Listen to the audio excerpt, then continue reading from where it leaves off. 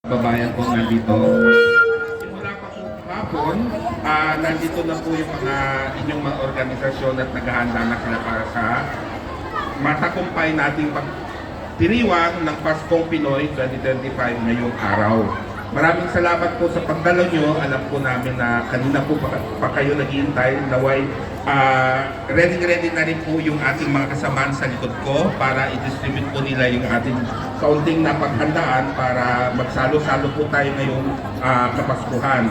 Ito na po ang pinaka pagkalahatan nating Pasko ngayong araw, ngayong taon. Maaari po kayo mag-celebrate ng inyong kani-kaniyang Pasko, pero masayang-masaya po kami na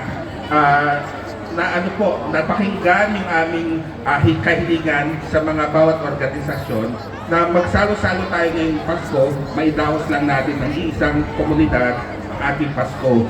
Alam ko po na naghihintay kayo ng good news mula sa amin.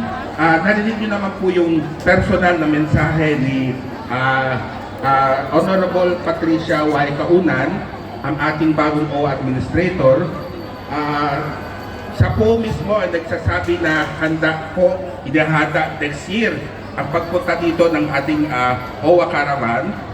At sana nga po ay katulad nung dating pagpunta dito ni DMW Secretary Hans Kakdak noong June 8, naway ganun din po kainit yung pagtanggap nyo sa ating darating na OWA Administrator o grupo ng OWA na maghatid sa atin na OWA Caravan. Doon sa mga naghihintay po ng sinasabi nila na pagbababa ng alert level from 3 to 2, minomonitor po natin lahat ang situation. Hindi po natin siya pinababayaan na may isang araw na hindi namin na i-report sa Pilipinas kung ano yung nangyayari dito sa Lebanon. Sana po'y maintindihan nyo na lahat ng pagkakataon na meron kaming maisasabi tungkol sa Lebanon na tayo ay nasa isang payapang lugar, binibigay po namin yun sa Pilipinas. Kailangan lang po natin tandaan na meron po tayong mga factors na hindi natin kontrolado. Yan po yung mga nangyayaring hindi maganda. Katulad nung huling-huli na na-monitor natin, hindi natin inaasahan, November 28, meron pong isang atake na nangyari sa Haret Lake. At maaari kayo, sanay na sanay na kayo sa mga ganong klaseng mga balita. Yung mga balitang ganon, nakakarating sa Pilipinas, sila po'y nag-uuri sa ating mga kasamahan dito. Ang nais nga po sana nila, kung voluntary, mag-repatriate tayo, kayo na po bahala na magsabi sa amin na gusto nyo nag-uwi. Pero alam namin hindi ang sagot. Alam namin po yun. At kami po'y nasa panic po ninyo.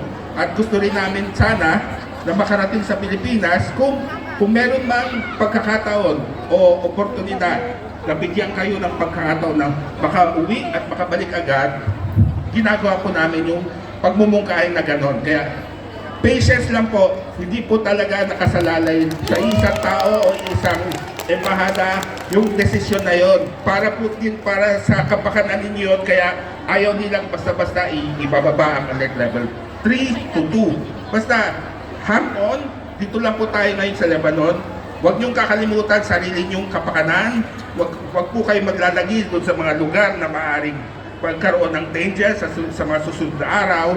Basta tandaan niyo lang po, pag may kailangan po kayo, nandiyan po ang MWO, nandiyan po ang embassy para sa inyo lahat. Maraming pong salamat at maligayang Pasko po.